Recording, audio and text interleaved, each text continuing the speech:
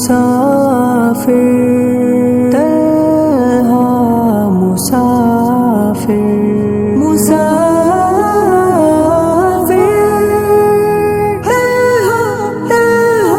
तन्हा मुसाफिर। अस्सलामु अलैकुम वरहमतुल्लाहि वबरकातुह। इन्नल हम्दलिल्लाहि नहमदुहु व नस्तईनुहु व नस्तगफिरुहु व नु'मिनु बिहि व नतवक्कलु अलैहि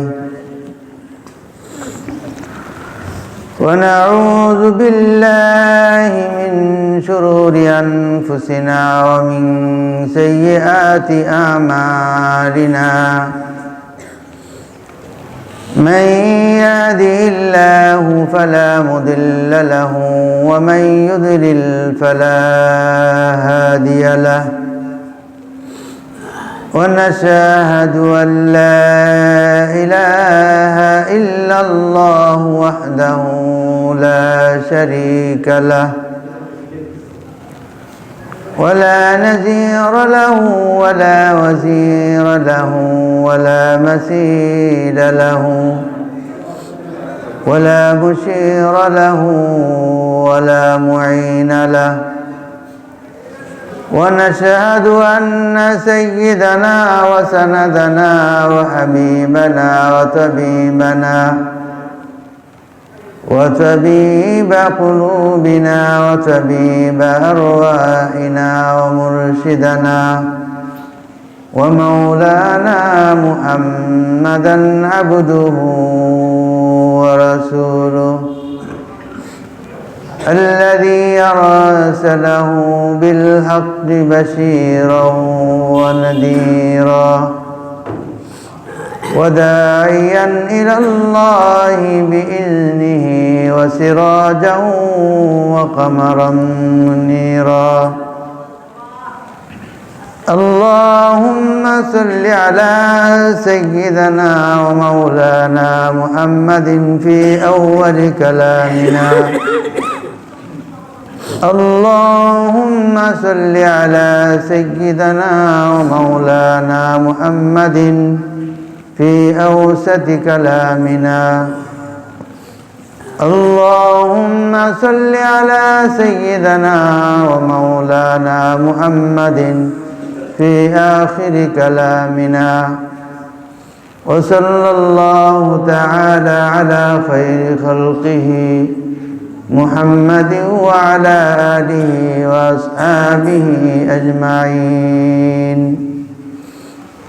أما بعد فأعوذ بالله من الشيطان الرجيم. بسم الله الرحمن الرحيم. يا أيها الذين آمنوا إذا نودي للصلاة من يوم الجمعة فاسعوا إلى ذكر الله وذروا البيع ذلكم خير لكم إن كنتم تعلمون. صدق الله مولانا العظيم. وقال رسول الله صلى الله عليه وسلم خير يوم يوم الجمعة طلعت فيه الشمس أو كما قال عليه الصلاة والسلام. उपस्थित मोहतरम हाजिरीन, नहायत काबिल एहतराम मोहतरम और मुअज़्ज़ज़ मुसल्लियान कराम, अल्लाह जल्ला शानुहुर लाखो कोटी शुक्रिया। আল্লাহ রব্বুল আলামিন এই পবিত্র দিনে আল্লাহ রব্বুল আলামিনের মহান হুকুম জুমার নামাজ আদায়ের উদ্দেশ্যে আল্লাহর ঘর মসজিদে হাজির হয়ে দিনের কিছু আলোচনা করা এবং শুনবার আল্লাহ পাক আমাদেরকে তৌফিক দান করেছেন। আমরা সকলেই আমাদের অন্তরের অন্তঃস্থল থেকে শুকর আদায় করি আলহামদুলিল্লাহ।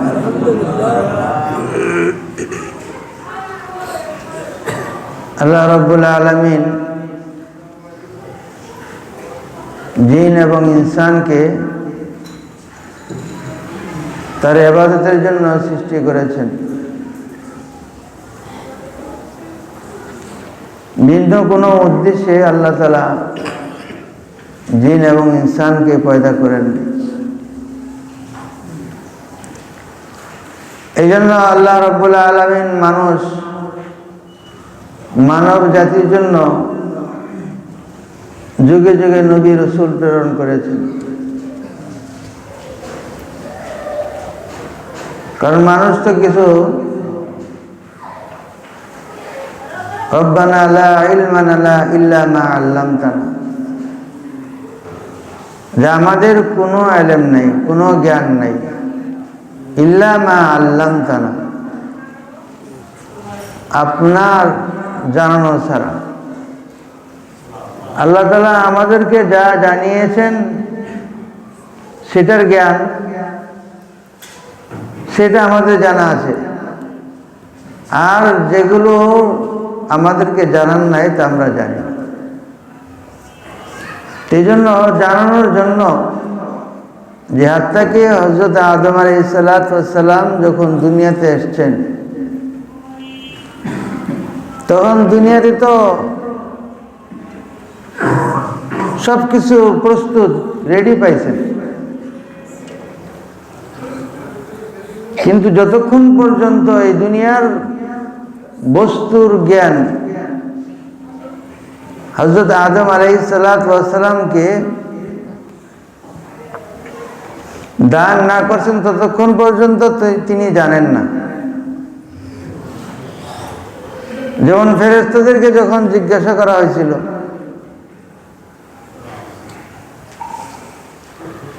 যে ফেরেশতারা, যে বস্তুগুলোর যে তোমাদের সামনে পেশ করা হলো এগুলোর নাম বলে দাও। কিন্তু ফেরেশতারা তো তাদেরকে যতটুকু জানানো হয়েছে ততটুকুই জানে।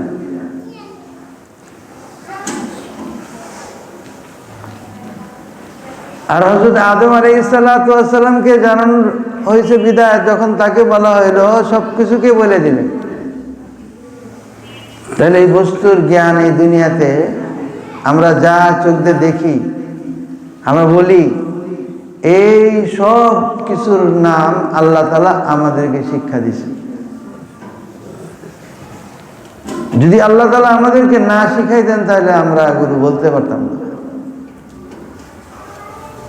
এইভাবে আল্লাহ তাআলা দুনিয়াতে হযরত আদম আলাইহিস সালাম থেকে নিয়ে সমস্ত আম্বিয়া কেরামকে যে দুনিয়াতে পাঠাইছেন, যে মানুষের চলার নীতি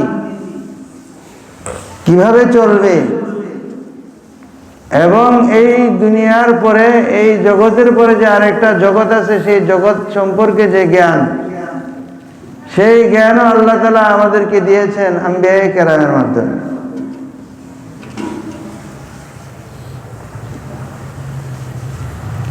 এবং সে মোতাবেক হযরত আম্বিয়া কেরাম তারা তাদের জীবনের সর্বশেষ চেষ্টা পর্যন্ত নিজেরা চেষ্টা করছেন। এমন কোন নবীর জীবনেতে পাওয়া যায় না যে ওই নবী নিজের বাড়ি তৈরি করার জন্য কোথাও কোনো ব্যবসা করছেন বা চাকরি করছেন, এমন কিছু পাওয়া যায় না। ছেলে মেয়েদের জন্য সম্পদ রেখে যেতে হবে, ভবিষ্যৎ একটা চিন্তা আছে, ফিউচার আছে প্রত্যেকেরই। নিজের আহাল আওলাদদের ফিউচারের চিন্তা তারা করেন না, বরং প্রত্যেকে তারা তাদের উম্মতের ফিউচারের চিন্তা করে।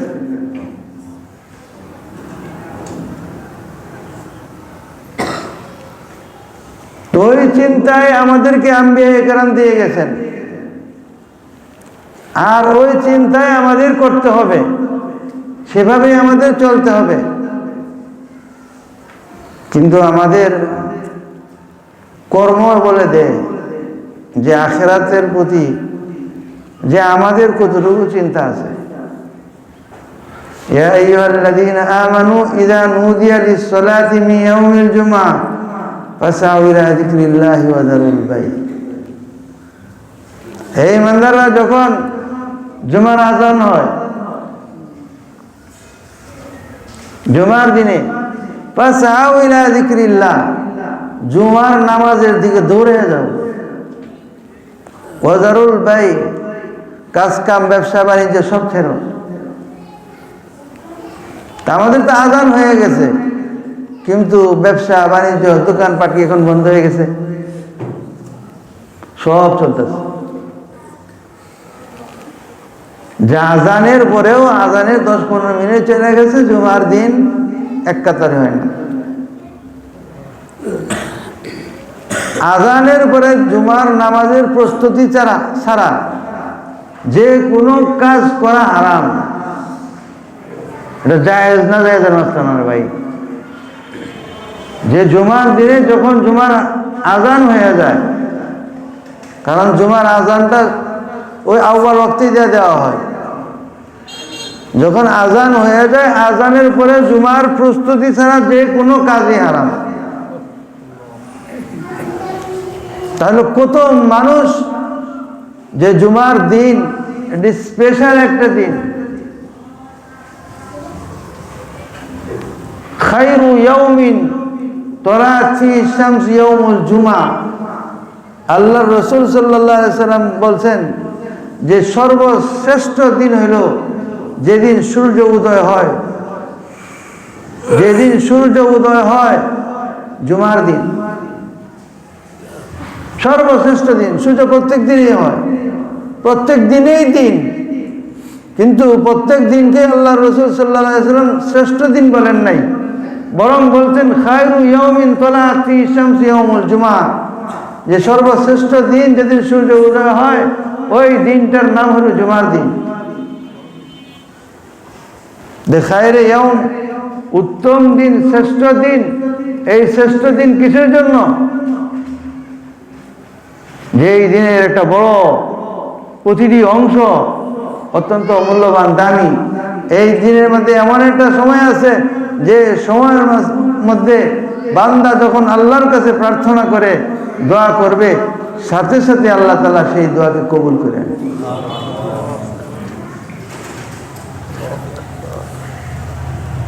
এই জন্য সপ্তাহের অন্যান্য দিনের কাজে ব্যস্ত থাকবে, কাজ কাম করবে, বসে থাকবে না, অলসতা করবে না। আবার জুমার নামাজ হবে, জুমার নামাজের পরেও অলসতা করবে না, কাজে নেমে যাবে।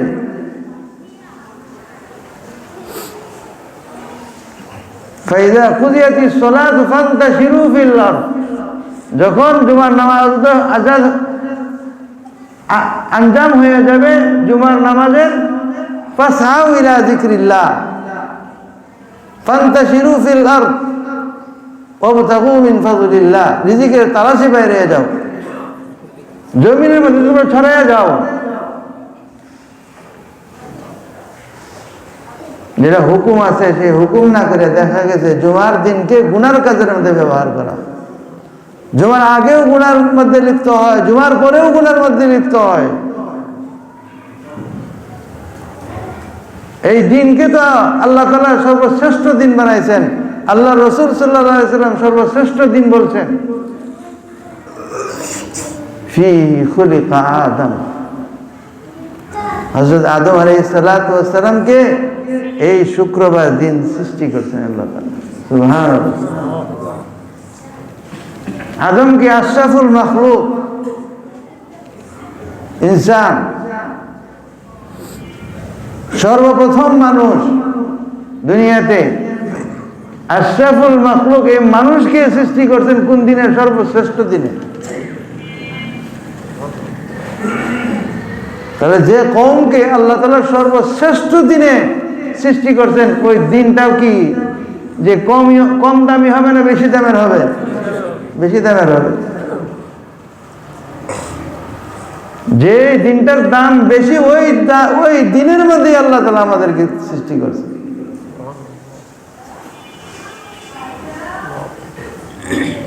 হযরত আদম আলাইহিস সালাতু ওয়াস সালামকে যে সৃষ্টি করা, যে শ্রেষ্ঠ দিনের মধ্যে হযরত রাসূল আকরাম সাল্লাল্লাহু আলাইহি ওয়াসাল্লাম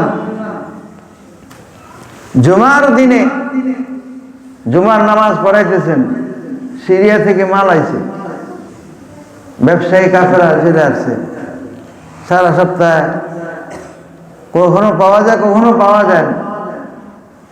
কিন্তু মাল এমন সময় আসছে যে খবর হয়ে গেছে যে সিরিয়া থেকে ব্যবসায়ীরা আসছে, কাফেরা আসছে, মাল। নামাজ রাইখাই দৌড়াইছে ওইদিকে।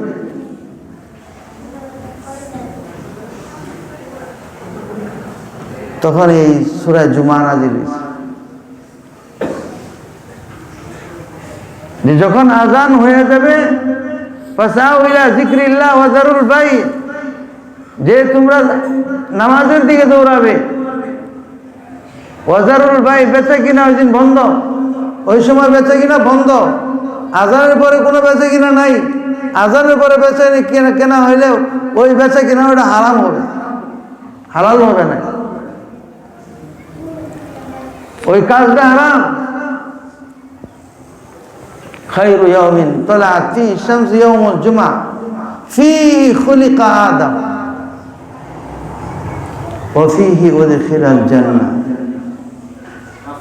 হযরতে আদম আলাইহিস সালাতু ওয়াস সালামকে আবার এই দিনের মধ্যে কি করা হয়েছে? বেহেশতে প্রবেশ করানো হয়েছে। যে তামাম কায়নাতের মধ্যে এই সৃষ্টির শুরু থেকে নিয়ে শেষ পর্যন্ত এবং আপনি আমার যে আখেরি মঞ্জিল, আখেরি ঠিকানা, সবার যে ভালো ফল চাই, ভালো ফল পাই, সেটার নামই তো হইল বেহেশত। আর সেই বেহেশতকেও বানানো হয়েছে কোন দিন? শুক্রবার দিন। সুবহানাল্লাহ।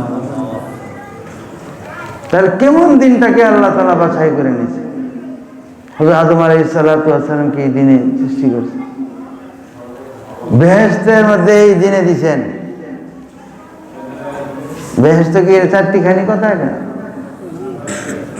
যে কারো যদি এর সুরত কারো নজরে আসা যায়, পাগল হয়ে যায়। নবী আলাইহিস সালাতু ওয়াস সালাম মেরাজে গেছেন, আল্লাহ তাআলা জান্নাত জাহান্নাম দেখিয়েছেন। তো জান্নাতের মধ্যে আল্লাহর রাসূল সাল্লাল্লাহু আলাইহি সাল্লামের যে ঘর, যে শুভ্র সাদা সফেদ যে মহল, সেই মহলকে দেখায় দেওয়া হয়েছে। হুজুর আশ্চর্য হয়েছে যে এই ঘরটা কার? জিবরিল বলছে এই ঘর তো আপনার। সে ঘরে, আমার ঘরে আমার ঢুকতে দোকানের সময় হয় নাই। নবী আলাইহিস সালাতু ওয়াস সালাম পর্যন্ত নিজের ঘরের জন্য ঘরে ঢুকবেন, পাগল হয়ে গেছেন। হযরত আদম আলাইহিস সালাতু ওয়াস সালামকে এই দিনে বেহেশতের মধ্যে প্রবেশ করানো হয়েছে। আল্লাহ। ওয়া ফীহি আল কিয়ামা, আবার এই দিনে কিয়ামত ঘটবে। এই দিনে কি করবে? কিয়ামত হবে। কিয়ামত করলে আমরা ভয় পাই যাই, আরে বাবা রে কিয়ামত হয়ে গেছে বা কিয়ামত হয়ে যাবে। হ্যাঁ, সব কিয়ামত কিয়ামত না। মান মাতা ফাকাদ কামাত কিয়ামাতুহু, হাদিসের মধ্যে আছে যে মৃত্যুবরণ করলো তার কিয়ামত কায়েম হয়ে গেছে। আসলে দুনিয়ার তো তার কিয়ামত শেষ, দুনিয়ার সব কিছুই তো শেষ। কিন্তু আসলে কি এটা কিয়ামত? সবার জন্য কিয়ামত না। যখন ছোট থেকে একটু বড় হইলাম, বড় হওয়ার পরে দিয়া বুঝতে শুরু করলাম, প্রত্যেকের বেলায় বুঝতে শুরু করার পরে বাড়ির থেকে মা বাপ বাইর করে দিচ্ছে। কই বাইর করে দিচ্ছে? যাও পড়াশোনা করো, বড় হো। আমার উপরে তো কিয়ামত হয়ে গেছে। এটা আমার যে ঘর থেকে বের করে দিল, বাড়ি থেকে বের করে দিল, আমি বের হয়ে আসলাম, বাড়ি ছাড়লাম, আমার তো যে মা বাপ ছাড়া একদিন ঘুমাইনি, আমার রাতের বেলা ঘুম হয় না, চোখ দিয়ে পানি পড়ে, অবস্থা তো আমার বেগতিক, টিকতে পারি না। এক সপ্তাহ পরে আমি বাড়িতে চলে যাই, বাড়িতে যে আবার ধমকি খাই, আবার চলে আসি, চলে আসার পরে যে মনে মানায় নেই, মানায় নেওয়ার পরে যে পিতা মাতা যে আমার উপর যে কিয়ামত চালায় দিছে, আসলে তো এটা কিয়ামত না, এটা হলো যে বাড়ি থেকে আমাকে বের করে দেওয়ার হইলো, অর্থ হইলো যে তোমার যে ভবিষ্যৎ আছে, যে ভবিষ্যতে তোমার যে একটা অবস্থান তৈরি হবে, সেই অবস্থান তৈরির জন্য এই বাড়িতে তোমার থাকা যাবে না, এখান থেকে তোমার শর্ত হবে, তাহলে তোমার দ্বারা তোমার ভবিষ্যৎ প্রতিষ্ঠিত হবে।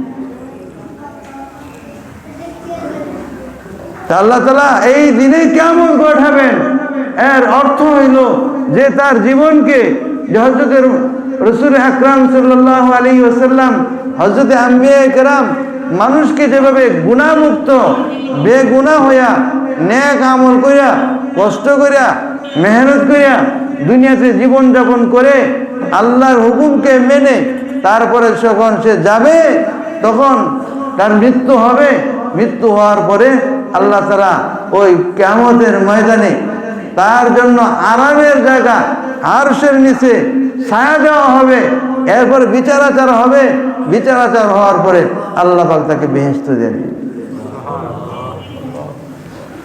সুতরাং কিয়ামতের অর্থ কিয়ামত না, হ্যাঁ কিয়ামত তার জন্য যে দুনিয়াতে আসলো কুনতু কানজাম মাকনিয়া ফাআযহারা, যে আল্লাহ তাআলা বলেন যে আমি একটা গোপন জিনিস ছিলাম, গোপন একটা ধন ছিলাম, আমি তোমাদের মাধ্যমে নিজের প্রকাশ ঘটাইছি। আমাদেরকে সৃষ্টি না করলে একজন স্রষ্টা আছেন, এটা তো আমরা বুঝতাম না, আমাদের বোঝার কোনো কায়দা ছিল না। এজন্য আমাদের কাজ হলো আল্লাহর সাথে পরিচয় করা, আল্লাহর সাথে পরিচয় লাভ করা।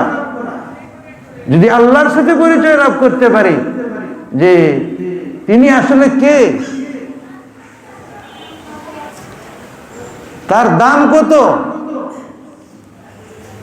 তিনি আমাদের কেন দুনিয়াতে পাঠাইছেন, যে এইভাবে এই যে বাজার সদাই করলাম, খাইলাম, পেশাব পায়খানা হয়ে বের হয়ে যাব, জীবনে একদিন চিন্তাও করলাম না।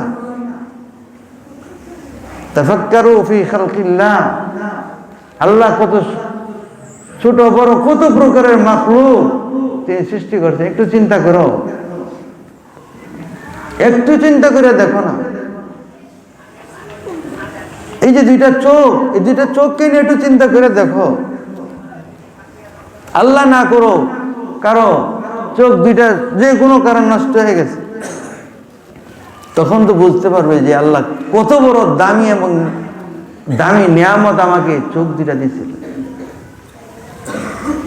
এই যে কান আর শ্রবণ শক্তি, কি আছে এর ভিতরে?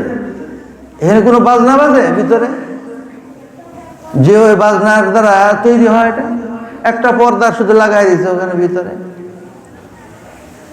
আর কিছুই না। এটা একটা পশুকে দেবো করে তার কানটা আপনি কাটবেন, কাটা দিয়ে কেন কি আছে এখানে?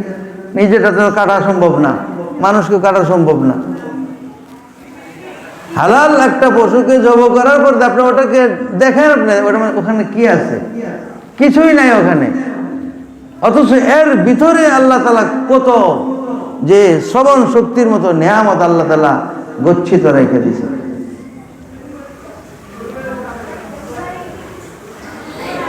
খায়রু ইয়াউমিন ইয়াউমুল জুমআ, খায়রু ইয়াউমিন তালাআত ফি শামস ইয়াউমুল জুমআ, এই জুমার দিন হলো সর্বশ্রেষ্ঠ দিন। এই শ্রেষ্ঠ দিনটাকে আমরা মূল্য দিই।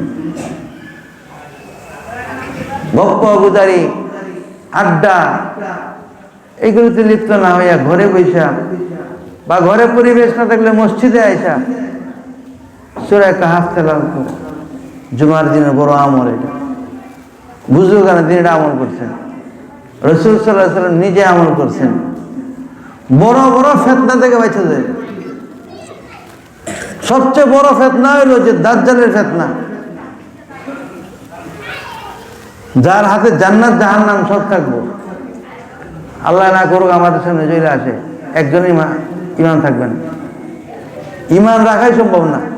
আমি যত বড় ইমামই আমার কইব যে তোমার জান্নাতে দিব, আর না হলে টুকরা টুকরা করে শেষ করে দেবে। তখন আমি যুক্তি দিব, মাসলা খাটাই দিব যে এই জান বাঁচানোর জন্য যে কুফরি কালাম অনেক সময় যায় হয়ে যায়, দিলের মধ্যে তো নাই, কিন্তু এই দাজ্জালের বেহেস্তের মধ্যে ঢুকিয়া তোমার ইমান শেষ হয়ে যাবে, এই যুক্তি কাজ হইতো না। আল্লাহুম্মা ইন্না নাউযু বিকা মিন ফিতনাতিদ দাজ্জাল, যেন মুনাজাতের মধ্যে দোয়া করা, আল্লাহ দাজ্জালের ফিতনা থেকে আমাদেরকে হেফাজত করো। দাজ্জালিও চলতেছে সারা দুনিয়ার মধ্যে, এখন দাজ্জালি এখন দুনিয়াকে চালাইতেছে। দাজ্জাল বলতে দাজ্জালের চেলা চামুন্ডা যারা আছে এরা হলো দাজ্জালের পার্টনার। যত গুনার কাজ আছে এখানে এই দাজ্জালের হাত আছে, দাজ্জালের শক্তি আছে এখানে। সে ওই শক্তি চালায়া আমাদেরকে ওই জগৎ থেকে সরাইয়া এই বস্তু জগতের দিকে মনোনিবেশ করতে বলে, বস্তুর সাথে থাকতে বলে, যে প্রকৃতির পূজারী বানায় দেয়। প্রকৃতি সব কিছু, আল্লাহ বলতে কিছু, এটাকে স্বীকার করাতে চায় না। তারা প্রকৃতির পূজারী, আল্লাহর পূজারী না। এই জন্য যে নিজের জীবনকে নিজের হাতে ধ্বংস না করি ভাই, নিজের ছেলে মেয়েদেরকে নিজেরাও নামাজে আসি, ছেলে মেয়েদেরকেও নামাজে নিয়ে আসি, নিজেরাও ঘরে আমল করি, বাচ্চারাও আমাদের আমল দেখে আমল শিখবে। আপনার খানা খাবেন, খাওয়ার একটা তরিকা আছে, বিসমিল্লাহ বলে খাবার খাওয়া, ডাইন হাতে খাবার খাওয়া, উভয় হাত ধুয়ে তারপরে খাবার খাওয়া, দস্তরখান বিছায় খাবার খাওয়া, খাবারকে নষ্ট না করা, খাবারের যে পাত্রটা আছে সেটাকে পরিষ্কার করে খাওয়া। মানুষ মনে করে রাক্ষস হয়ে গেছে, আরে না, রাক্ষস হয়েছে না। তিরমিজি শরীফের হাদিসের মধ্যে আছে যে লা তাদরু আইয়ু ফি তাআমিকুমুল বারাকা, যে তোমাদের খাবারের কোন অংশের মধ্যে বরকত আছে এটা তোমাদের জানা নাই। খাবারের কোন অংশের মধ্যে যে বরকত আছে সেটা তোমাদের জানা নাই। যে গতকালকে তালিম করলাম যে খাবারের মধ্যে মাছি বইছে, হাদিসের মধ্যে আসছে যে ওই মাছিটা দুইটা ডুবাইয়া ফেলাই দেব। কেন? যে মাছির দুইটা যে পর আছে, পাখা আছে, একটা পাখার মধ্যে বিষ, ও 20 টাকা লাগাই দেয়।